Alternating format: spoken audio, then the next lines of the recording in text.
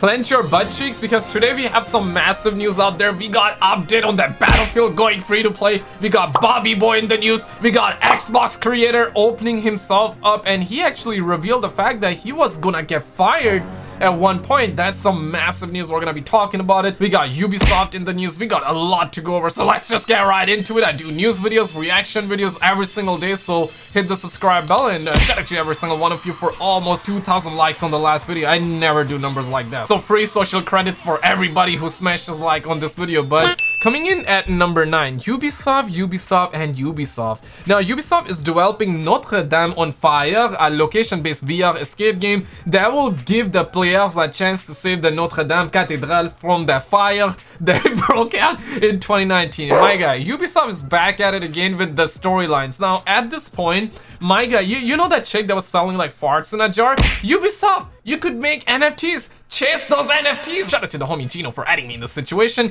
Jose came out and says that brand next they finna make a game about saving their female employee.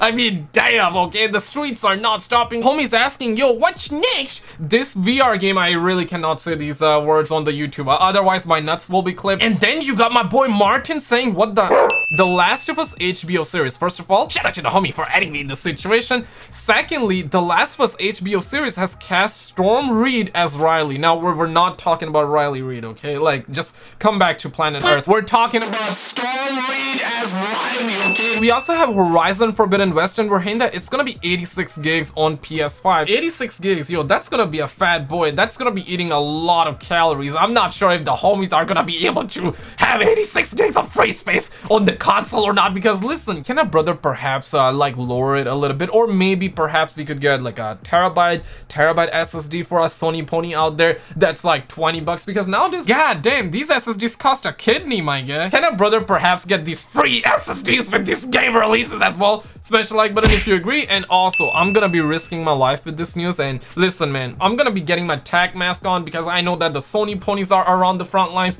We got the Xbox right there. My chat will get bukake hard because god damn, PS5 will outsell Xbox Series X and S by 2-to-1 ratio this year. And I'm just imagining the comment section right now, like everybody would be throwing flashbangs. And this has been said by a research firm, Ampere Analysis. We got an article being written by GameSpot. I mean, damn, okay? We also got this analyst going on record publicly saying that, you know, Xbox Series X will be 9 million, Sony Pony will be 18 million. The winner, however, will be Nintendo Switch with 21 million. And I totally get that homies are sometimes bipolars. I'm not talking about you. You're a stud muffin. You're above everybody. Opinions cannot even move you. But then you got Twitter experts saying that normal, Xbox is useless having all their first-party games on PC day one. My guy, even the Sony Ponies games are coming to PC, and it's perfectly fine because at the end of the day, I got RTX 40 billion out there, but I still choose to play on my Sony Pony 5 because why? It's convenient. It's $500. Yes, sometimes it do 30 FPS, but hey, I'm a console peasant. I prefer the console. We have another homie that's bipolar. Exactly, because why buy an Xbox? I just cannot believe this. My guess says this cost efficiency. You think parents are going to go out and buy Lil Johnny a $2,000 gaming PC over a $300 Series S?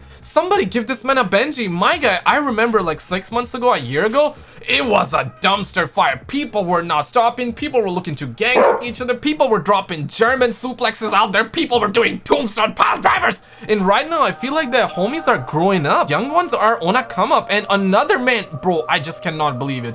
Who cares as long as we're getting some lit games?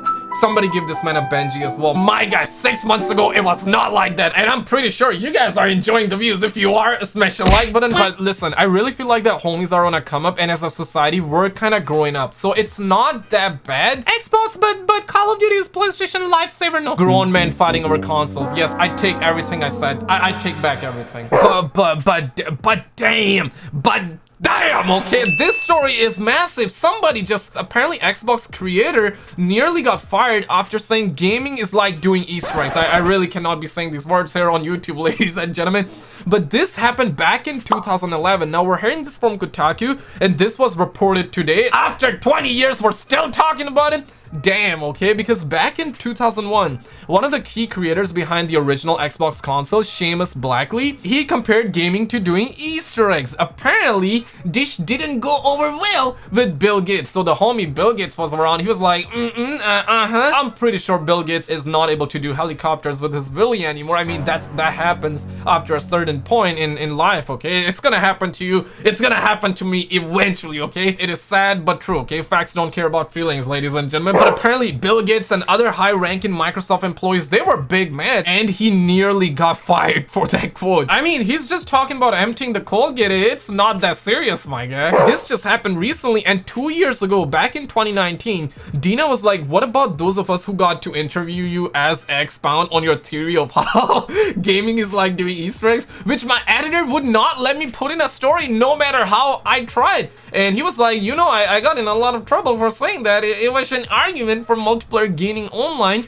which Xbox was a pioneer in. Steve Ballmer and Bill Gates were very upset at me about those comments. Thanks for bringing it up. Amen, always, okay? But minus 300 social credits. I mean, god damn, why are you saying that, okay? Why are you saying that? Bobby, and Bobby. This is probably one of the craziest story of them all. You might have heard about it, but you have not heard what I'm about to show you, okay? Because apparently Bobby Kotick set up a meeting where employees were supposed to ask questions. Now, employees of Activision, that includes the QA testers, that includes the disgruntled employee, that includes the employees that have been booked, that also includes the employees that were doing helicopters with their willies, right? And apparently they set up a meeting, and according to Washington Post, it was called the Fireside Chat. That took place over a video conference, and obviously the employees were submitting their questions in an email, and this was supposed to be read by Bobby Kotick. Bobby Kotick was supposed to answer that, but instead it was read by the chief people officer, and Kotick was late for the session, and it was only for 16 minutes. Yeah, man, just go eat Twinkies. But listen, Bobby didn't even give a flying damn about the situation.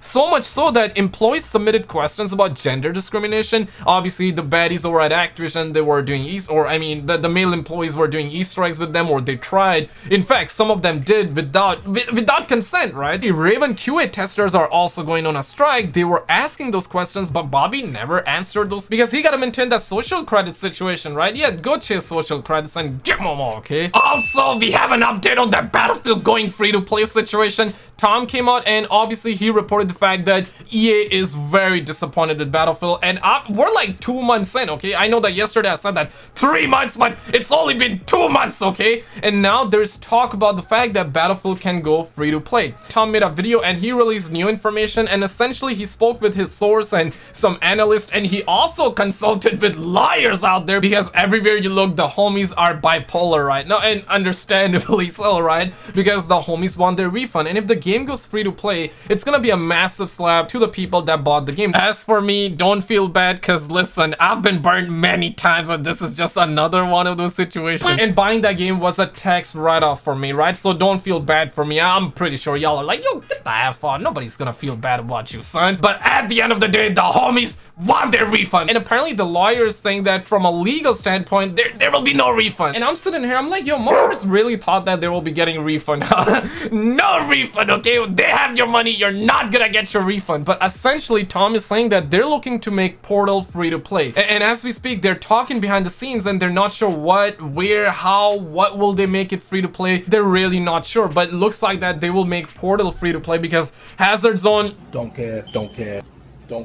I don't care. And on February 1st, we're gonna also have that EA investor call. I will be streaming that on the channel, and I feel like that we're gonna be getting more information there, so hit the subscribe bell. Also, shout out to the homie for adding me in the situation, because we're hearing that Criterion's Need for Speed game will reportedly be releasing this year. I don't remember last year.